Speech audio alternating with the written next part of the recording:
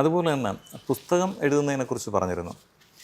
ആ ഒരു ആഗ്രഹം മനസ്സിലുണ്ടായിരുന്നു. ആ ഒരു ടൈറ്റിലാണ് നമ്മുടെ ചാനലിന് ഉപയോഗിച്ചത്. അപ്പം അത് ഏതുവരെയായി? സാർ, പുസ്തകം എഴുത്ത് ഈ ചാനൽ തുടങ്ങിയതോടുകൂടി എനിക്ക് അതിൻ്റെ ഇപ്പോൾ 1000-ഓളം വീഡിയോകളായി. അപ്പോൾ സമയം കിട്ടുന്നില്ല എന്നുള്ളതാണ്. പക്ഷെ ഓരോ ദിവസവും ഇതുപോലെ ഈ തണലിലാവുന്ന അല്ലെങ്കിൽ തണലിൽ നമ്മെ നിർത്തുന്ന ആളുകളെ കണ്ടുമുട്ടിക്കൊണ്ടിരിക്കുന്നു. അപ്പം ഞാനൊരു പ്രത്യേക ക്യാരക്ടറാണ്, അതുകൊണ്ടായിരിക്കാം എനിക്ക് അങ്ങനെയുള്ള ആളുകളെ കാണാൻ പറ്റുന്നത്. അപ്പോൾ തീർച്ചയായിട്ടും എൻ്റെ ഒരു തൊട്ടടുത്ത് അല്ലാതെ തന്നെ ഞാൻ കവിതകൾ, കഥകൾ എഴുതാറുണ്ട്, പലയിടത്തും പ്രസിദ്ധീകരിക്കാറുണ്ട്, ചെറിയ അവാർഡുകൾ കിട്ടിയിട്ടുണ്ട്, അതൊരു വഴിക്ക്. പക്ഷെ അതല്ലാതെ തന്നെ ഒരു വലിയ പുസ്തകം, അപ്പം അത് അങ്ങനെ എഴുതണമെന്ന് എനിക്ക് തോന്നിയത് ജോസഫ് അന്നംകുട്ടി ജോസിൻ്റെ ദൈവത്തിൻ്റെ ചാരന്മാർ എന്നൊരു പുസ്തകമുണ്ട്. അത് നല്ല യുവാക്കൾക്കൊക്കെ അല്ലെങ്കിൽ കുട്ടികൾക്ക് വായിക്കാൻ പറ്റിയൊരു പുസ്തകം. നമ്മൾ ഡെയിലി കാണുന്ന സ്റ്റുഡിയോയിൽ അയാൾ പോകുമ്പോൾ കാണുന്ന ഒരു സെക്യൂരിറ്റി, ആ പുള്ളി എങ്ങനെയാണ് ഇദ്ദേഹത്തെ ആകർഷിച്ചത്. അപ്പം അങ്ങനെ ഒരു ഇത് വായിച്ചതിന് ശേഷമാണ് എനിക്കും ഇങ്ങനെയൊക്കെ കുറേ ആളുകളുണ്ടല്ലോ, അവരെ കുറിച്ച് എന്തുകൊണ്ട് എനിക്ക് എഴുതിക്കൂടാ എന്നൊരു ചിന്ത വന്നതും അങ്ങനെ ഒരു പുസ്തകം എഴുതണമെന്നും ഞാൻ എന്തായാലും അത് എഴുതും. എനിക്ക് തോന്നുന്നു ഈ 2026 ആ പുസ്തകം ജനിക്കാനുള്ള എല്ലാ സാധ്യതകളുമാണ് ഞാൻ കാണുന്നത്. കാരണം അങ്ങനെ ഒരു ആഗ്രഹം നമ്മുടെ മനസ്സിൽ ശക്തമായി ഉണ്ടെങ്കിൽ അത് സത്യമായി വരും. തീർച്ചയായും സാർ, ഞാൻ അങ്ങനെ ആ പുസ്തകം എന്തായാലും ഞാൻ എഴുതും. അല്ലാതെ തന്നെ ഞാൻ 5 ബൈബിൾ നാടകങ്ങൾ എഴുതിയിട്ടുണ്ട്. അതും ഒന്നും പുസ്തകമാക്കിയിട്ടില്ല. ഡ്രാമ എനിക്ക് ഭയങ്കര ഇഷ്ടമുള്ളൊരു സാധനമാണ്. കാരണം ഡയറക്റ്റ് ചെയ്യാൻ, അഭിനയിക്കാനും താല്പര്യമാണ്. അപ്പോൾ അങ്ങനെ ഒരു ഡ്രാമ ഇപ്പോൾ സ്കൂൾ ലെവലിലാണെങ്കിലും കോളേജിൽ ഞാൻ അഭിനയിക്കുമായിരുന്നു. ഞാൻ NSS കോളേജിലാണ് ഡിഗ്രി ചെയ്തത്. അപ്പോൾ അവിടെ നമ്മുടെ നടൻ ജഗദീഷിൻ്റെ ചേച്ചിയായിരുന്നു അവിടുത്തെ പ്രിൻസിപ്പൽ. ടീച്ചർ ഭയങ്കര ഇങ്ങനെ സാംസ്കാരിക പ്രസ്ഥാനങ്ങളുമായിട്ട് ബന്ധപ്പെട്ട വ്യക്തിയായിരുന്നു. ടീച്ചറിൻ്റെ പ്രിൻസിപ്പളിൻ്റെ വീട്ടിൽ പോയിട്ടാണ് ഞങ്ങൾ നാടകം പ്രാക്ടീസ് ചെയ്യുന്നത്. അപ്പം ഞാൻ അന്ന് യൂണിയനിലുണ്ട്. അന്ന് അവിടെ SFIക്ക് പകരം സ്വതന്ത്ര പാർട്ടിയിൽ നിന്ന് ജയിച്ച ഞങ്ങളൊരു ഗ്രൂപ്പുകാരുണ്ടായിരുന്നു. അപ്പം ആ സമയത്ത് ശോഭനയെ കൊണ്ടുവന്നു, മുരളി വന്നു, നമ്മുടെ പഴയ മഹാഭാരതത്തിലെ കർണൻ വന്നു. അപ്പം ഇങ്ങനെ ഒരു കുറേ സാംസ്കാരികമായ പ്രവർത്തനങ്ങൾ എനിക്ക് ശരിക്കും ചെയ്യാൻ പറ്റിയത് NSS കോളേജിലാണ്. അത് കഴിഞ്ഞ് നേരെ MAക്ക് യൂണിവേഴ്സിറ്റി കോളേജിൽ വന്നു. അവിടെ വന്നപ്പോൾ പിന്നെ പാർട്ടി, പിന്നെ ബോയ്സ് ആണ് കൂടുതൽ. പിന്നെ നമുക്ക് MA എന്നൊക്കെ പറയുമ്പോൾ എണ്ണം കുറവാണ്, ആക്ടിവിറ്റീസ് കുറവാണ്, നമുക്ക് ഇതുപോലെ ഒന്നുമില്ല. പക്ഷെ ഡിഗ്രിക്ക് ഒരുപാട് കാര്യങ്ങൾ ഏറ്റെടുത്ത് നടത്താൻ പറ്റി. അപ്പോൾ ആ ഒരു ഇത് തന്നെ ആയിരിക്കണം. അത് കഴിഞ്ഞിട്ട് ഞാൻ ഡിഗ്രി കഴിഞ്ഞു, BEd കഴിഞ്ഞു ഉടനെ സ്കൂളിൽ ജോലി കിട്ടി. അപ്പോൾ അവിടെ എനിക്ക് എന്തെങ്കിലും കാര്യങ്ങൾ ഏറ്റെടുത്ത് ചെയ്യാനുള്ള ഒരു കോർഡിനേറ്റർ എന്നുള്ള രീതിയിൽ എനിക്ക് നിൽക്കാൻ പറ്റിയിട്ടുണ്ട്. അല്ല, ടീച്ചറിന് എല്ലാ സംഘാടനത്തിൽ വളരെ പോസിറ്റീവായിട്ടുള്ളൊരു ഇതാണ്.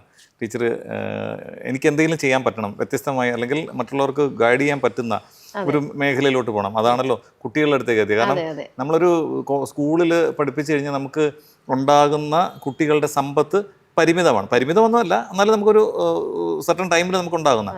പക്ഷേ ടീച്ചർ ഈ ഒരു മേഖലയിലോട്ട് വന്നപ്പോഴേക്കെന്ന് പറഞ്ഞാൽ ലോകത്തിന്റെ പല ഭാഗത്തുള്ള കുട്ടികൾ ടീച്ചർ എന്ന് പറയുന്ന ആ ഒരു ഇതിലേക്ക് അല്ലേ വന്നു. അതൊരു പോസിറ്റീവാണ്. അല്ല, തീർച്ചയായിട്ടും സാർ. കാരണം നമ്മൾ പഠിപ്പിച്ച കുട്ടികൾ അത് നമുക്ക് ഒരു വശത്ത്, മറ്റത് ഈ ഓൺലൈനിലെ കുട്ടികൾ. ഇതിപ്പോൾ ഞാൻ അതിനെക്കുറിച്ച് കൂടുതൽ എൻ്റെ കൂടെയുള്ള ഫ്രണ്ട്സിന് തന്നെ അത് ഏറ്റവും മനസ്സിലായി. നമുക്ക് ഒരു വർഷം മുമ്പ് ഇവിടെ ട്രിവാൻഡ്രത്ത് വെച്ചാണ് സംസ്ഥാന സ്കൂൾ യുവജനോത്സവം നടന്നത് കഴിഞ്ഞ വർഷം.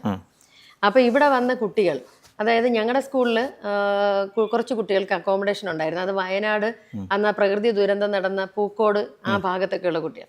അപ്പോൾ അവർ വളരെ സന്തോഷത്തോടെ ചിരിച്ചുകൊണ്ട് ഓടി വന്ന് ടീച്ചറെ എന്ന് പറഞ്ഞ് കെട്ടിപ്പിടിച്ചു.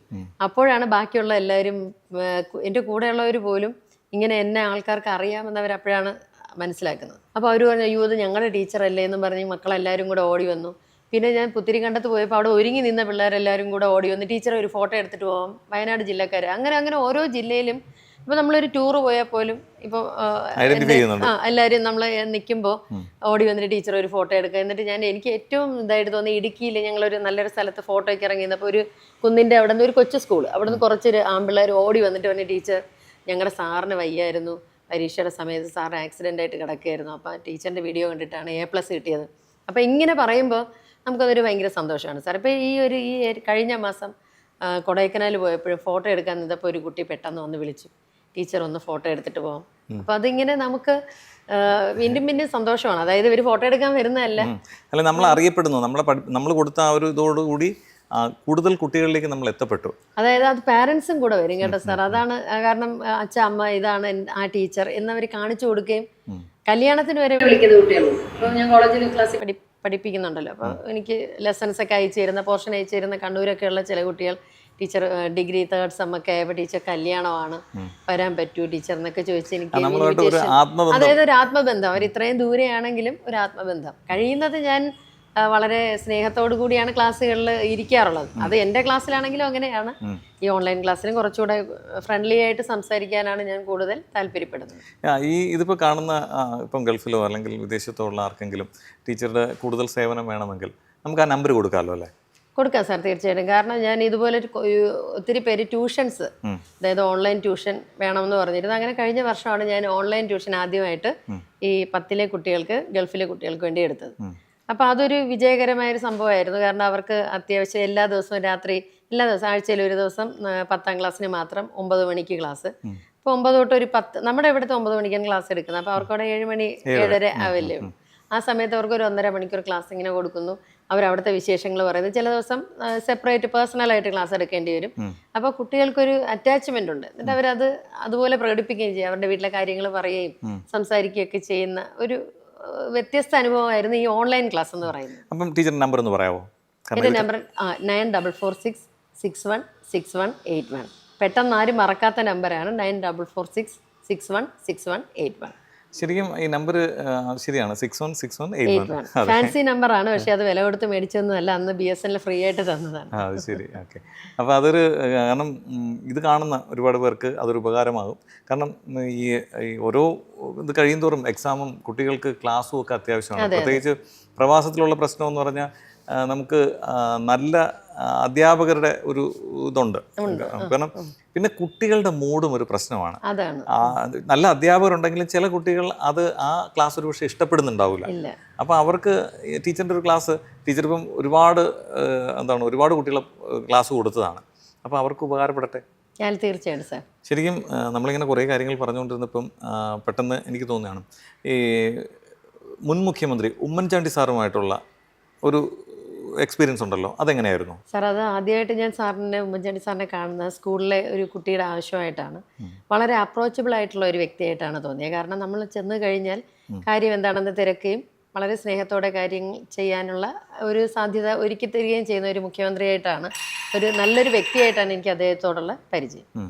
പിന്നീട് അദ്ദേഹത്തിൻ്റെ പല പ്രോഗ്രാമുകളിലും ആങ്കറിങ് ചെയ്യാനുള്ള ഒരു ഭാഗ്യം എനിക്ക് കിട്ടി. അപ്പോൾ നമുക്ക് ടെൻഷൻ ഇല്ലാതെ നിന്ന് കാര്യങ്ങൾ പറയാം. കാരണം കൃത്യമായി നമ്മൾ കാര്യങ്ങൾ അവതരിപ്പിച്ചതിന് ശേഷം സ്റ്റേജ് വിട്ടാൽ മതി, അതല്ലെങ്കിൽ ആങ്കറിങ് എന്ന് അവസാനിപ്പിച്ചാൽ മതി. അത്രയ്ക്കൊരു ലാഗ് നമുക്ക് തരുന്ന, വളരെ കംഫർട്ട് തരുന്ന ഒരു വ്യക്തിയായിട്ടാണ് അദ്ദേഹത്തെ എനിക്ക് അനുഭവപ്പെട്ടിട്ടുള്ളത്. അപ്പോൾ പല പരിപാടികൾ, പ്രത്യേകിച്ച് അത് വലിയ സ്റ്റേജുകളിലും ചെയ്തിട്ടുണ്ട്. പിന്നെ അദ്ദേഹം തന്ന അവാർഡുകൾ ഏറ്റുവാങ്ങാൻ പറ്റിയിട്ടുണ്ട്. ചാരിറ്റിയുമായി ബന്ധപ്പെട്ട് അദ്ദേഹത്തിൻ്റെ കയ്യിൽ നിന്ന് അവാർഡ് വാങ്ങിയിട്ടുണ്ട്. അപ്പോൾ അത് ഹോസ്പിറ്റൽ വിസിറ്റ് ചെയ്ത് അവിടുത്തെ ജനറൽ ഹോസ്പിറ്റലിലെ കുട്ടികളുടെ വാർഡിൽ കുറേ ഡെക്കറേഷനൊക്കെ ചെയ്ത് കുറേ ഐറ്റംസൊക്കെ അവിടെ കൊടുത്ത് അതൊരു ചാരിറ്റി വർക്കായിരുന്നു. അപ്പോൾ സാറിൻ്റെ കയ്യിൽ നിന്ന് തന്നെയാണ് അവാർഡ് ഏറ്റുവാങ്ങിയത്. അതൊക്കെ സാറിന് വലിയ ഇഷ്ടമുള്ള കാര്യങ്ങളാണ്. അങ്ങനെ നമ്മൾ കുട്ടികളെയും കൊണ്ട് ഇങ്ങനെയുള്ള കാര്യങ്ങൾക്ക്, സാമൂഹ്യ സേവനങ്ങൾക്ക് പോകുന്നത്. അത് മാത്രമല്ല, ഗാന്ധി പാർക്ക് പോലുള്ള മൈതാനങ്ങളിൽ കോൺഗ്രസിൻ്റെ ചെറിയ മീറ്റിങ്ങുകളിൽ പോലും ഇദ്ദേഹത്തോടൊപ്പം ഒരുപാട് നേതാക്കന്മാരോടൊപ്പം എനിക്ക് പങ്കെടുക്കാൻ കഴിഞ്ഞിട്ടുണ്ട്. അതൊക്കെ ഒരു പാർട്ടിപരമായ ഒരു അനുഭവമാണ്. പക്ഷെ ആ സമയത്ത് നമ്മൾ ഏറ്റവും ശ്രദ്ധിക്കേണ്ടത് മറ്റുള്ള സ്ഥലങ്ങളിൽ ആങ്കറിങ് ചെയ്യും പോലെ അല്ല പാർട്ടിയുടെ പരിപാടികൾ ചെയ്യുമ്പോൾ. അല്ല, രാഷ്ട്രീയ നേതാക്കന്മാരുള്ള ഏത് പ്രോഗ്രാം ആണെങ്കിലും പെട്ടെന്ന് അതിന് മാറ്റങ്ങൾ വരാം. ഇന്നയാൾ സംസാരിക്കും, മറ്റേയാൾ സംസാരിക്കും എന്നുള്ള ഓർഡറൊക്കെ വളരെ വേഗം മാറാം. ആ ഓർഡർ മാറുന്നതനുസരിച്ച് നമ്മൾ വളരെ വിജിലൻ്റ് ആയിട്ട് കാര്യങ്ങൾ കൈകാര്യം ചെയ്യുക എന്നുള്ളതാണ്. അതിൽ എനിക്ക് ഏറ്റവും സന്തോഷം ഉള്ളത് നമ്മുടെ മുൻ ഗവർണർ സമയത്ത് അദ്ദേഹത്തിൻ്റെ ഓടൊപ്പം ഒരു പ്രോഗ്രാം ചെയ്യാൻ പറ്റി. അത് PN പണിക്കർ സാറിൻ്റെ ആ ഒരു മാർച്ച് 1 അദ്ദേഹത്തിൻ്റെ ജന്മദിനത്തിൻ്റെ ആഘോഷമായിരുന്നു. അത് വളരെ വലിയൊരു പ്രോഗ്രാമായിരുന്നു. പക്ഷെ അവിടെ ഒരു ചെറിയ പിഴവ് എനിക്ക് പറ്റിയപ്പോഴും ആരിഫ് മുഹമ്മദ് സാർ പറഞ്ഞത്, സാരമില്ല, പ്രോട്ടോക്കോളൊക്കെ അവിടെ നിൽക്കട്ടെ, കണ്ടിന്യൂ എന്നാണ് പറഞ്ഞത്. അതെനിക്ക് ഭയങ്കരമായിട്ട്, കാരണം ഇത്രയും വലിയൊരു മനുഷ്യൻ, അദ്ദേഹം അന്ന് വായനയെക്കുറിച്ചൊക്കെയാണ് അന്ന് സംസാരിച്ചത്. അപ്പം അത്രയും വലിയൊരു മനുഷ്യനോടൊപ്പം നിന്ന് ആ ഒരു പരിപാടി ചെയ്തത്, അതൊക്കെ നമുക്ക് അവരൊക്കെ വളരെ എൻകറേജ് ചെയ്യുന്ന ആൾക്കാരാണ്. സാരമില്ല, പ്രോട്ടോക്കോളൊന്നും സാരമില്ല, യു കണ്ടിന്യൂ എന്ന് പറയുന്ന ആ വാക്ക് എനിക്ക് വളരെ പോസിറ്റീവായിട്ട് തോന്നി. അത് കഴിഞ്ഞിട്ട് നമുക്ക് അറിയാം, വളരെ കാർക്കശ്യമുള്ളൊരു നേതാവായിരുന്നു എന്നൊക്കെയാണ് എല്ലാവരും പറയപ്പെടുന്ന മുൻ മുഖ്യമന്ത്രി പിണറായി വിജയൻ. അദ്ദേഹത്തിൻ്റെ കൂടെയും പ്രോഗ്രാമുകൾ ചെയ്തിട്ടില്ലേ? തീർച്ചയായും സാർ, ഞാൻ അദ്ദേഹത്തിനോടൊപ്പവും പ്രോഗ്രാം ആങ്കർ ചെയ്തിട്ടുണ്ട്. പ്രത്യേകിച്ച് ഈ വർഷത്തെ വായനാ ദിനം 2025 വായനാ ദിനം ജൂൺ 19 ടാഗോർ തിയേറ്ററിലായിരുന്നു. വലിയ സദസ്സാണ് ഉണ്ടായിരുന്നത്. അവിടെ ബഹുമാനപ്പെട്ട മുൻ മുഖ്യമന്ത്രി പിണറായി വിജയൻ സാറുണ്ടായിരുന്നു, മുൻ വിദ്യാഭ്യാസ മന്ത്രി ശിവൻകുട്ടി സാറുണ്ടായിരുന്നു. അപ്പോൾ വലിയൊരു സ്റ്റേജായിരുന്നു. ആ സ്റ്റേജിൽ പലരും പിന്മാറിയത്, ആങ്കറിങ്ങിൽ നിന്ന് പിന്മാറിയത് ഞാൻ ഉൾപ്പെടെ നമുക്ക് ഭയമായിരുന്നത് പ്രധാന അതിഥിയെക്കുറിച്ചായിരുന്നു. കാരണം അദ്ദേഹം കർക്കശ സ്വഭാവം ഉള്ള വ്യക്തിയാണെന്നായിരുന്നു. പക്ഷെ വളരെ നല്ല രീതിയിലാണ് അന്നത്തെ ആ സദസ്സ് മുന്നോട്ട് കൊണ്ടുപോകാൻ എനിക്ക് കഴിഞ്ഞത്. ദൈവഭാഗ്യം കൊണ്ടാണത് സാധിച്ചത്. പക്ഷെ അദ്ദേഹവും വളരെ നല്ല രീതിയിൽ, അതായത് കുട്ടികളെയൊക്കെ കണ്ടുള്ള വളരെ വലിയ സന്തോഷം കൊണ്ട് വായനയെക്കുറിച്ചും വളരെ രസകരമായൊക്കെ സംസാരിക്കുകയും ഒരുപാട് സമയം അദ്ദേഹം സംസാരിക്കുകയും ചെയ്തു. പക്ഷെ അത് നല്ലൊരു ആങ്കറിങ് അനുഭവമായിരുന്നു. കാരണം കൃത്യമായിട്ട് കാര്യങ്ങൾ വളരെ കൂളായിട്ട് അത് കംപ്ലീറ്റ് ചെയ്യാൻ ഒരു 1.5-2 മണിക്കൂർ സ്റ്റേജിൻ്റെ ഒപ്പം നിന്ന് അത് വൈൻഡപ്പ് ചെയ്യാൻ പറ്റിയപ്പോൾ വളരെ സന്തോഷം തോന്നി. തീർച്ചയായിട്ടും. അതുപോലെ തന്നെ ഇനിയിപ്പോൾ ഉള്ളത് പ്രിയപ്പെട്ട VD സതീശൻ ആണ് മുഖ്യമന്ത്രിയായിട്ടുള്ളത്. അപ്പോൾ അദ്ദേഹത്തിൻ്റെ പ്രോഗ്രാമിലുമൊക്കെ ആങ്കർ ചെയ്യാൻ കഴിയട്ടെ അല്ലേ? അതുകൊണ്ട് സാർ, തീർച്ചയായിട്ടും കോൺഗ്രസിൻ്റെ പ്രിയദർശിനി എന്ന് പറയുന്ന സാഹിത്യ വിഭാഗത്തിൽ ഞാൻ കഴിഞ്ഞ മാസം ഒരു പ്രോഗ്രാം ചെയ്തിരുന്നു. പ്രത്യേകിച്ച് കോൺഗ്രസ്സിന് മാത്രമാണ് ഇങ്ങനെ ഒരു സാഹിത്യ സാംസ്കാരിക സംഘടനയുള്ളത്. പ്രിയദർശിനി പബ്ലിക്കേഷൻസ് അവർക്ക് സ്വന്തമായിട്ടുണ്ട്. അവരുടെ പരിപാടികൾക്ക് ഞാൻ അല്ലാതെ തന്നെ ആങ്കർ ചെയ്യുന്നുണ്ട്. ചിലപ്പോൾ അവരുടെ ഒപ്പം സ്റ്റേജിൽ, ഇപ്പോൾ നമ്മുടെ സണ്ണി ജോസഫ് സാറുമായിട്ടായിരുന്നു കഴിഞ്ഞ മാസത്തെ ലാസ്റ്റ് ഈ ഒരു പ്രോഗ്രാം ഷെഡ്യൂൾ ഉണ്ടായിരുന്നത്.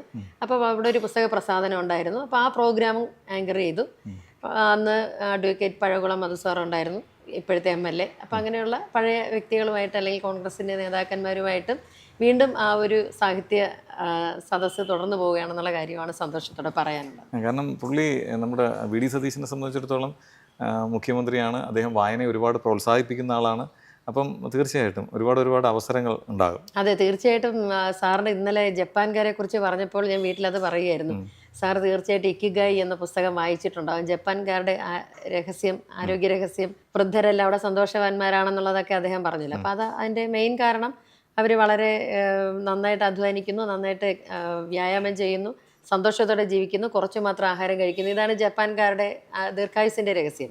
അവർ 100 വയസ്സൊക്കെ വളരെ സന്തോഷത്തോടെ ആഘോഷിക്കുകയാണ്. അപ്പോൾ ഇത്തരം കാര്യങ്ങൾ പറഞ്ഞപ്പോൾ തന്നെ സാറ് നല്ലൊരു വായനക്കാരനാണെന്നുള്ളത് ഞാൻ മനസ്സിലാക്കി. ഓക്കെ, തീർച്ചയായിട്ടും ഒരുപാട് സന്തോഷം. ടീച്ചർ തിരക്കുകൾക്കിടയിലും നമ്മളോടൊപ്പം ഇത്രയും സമയം വന്ന് നമ്മളോടൊപ്പം സഹകരിച്ചതിൽ ഒരുപാട് നന്ദി. നന്ദി സാർ.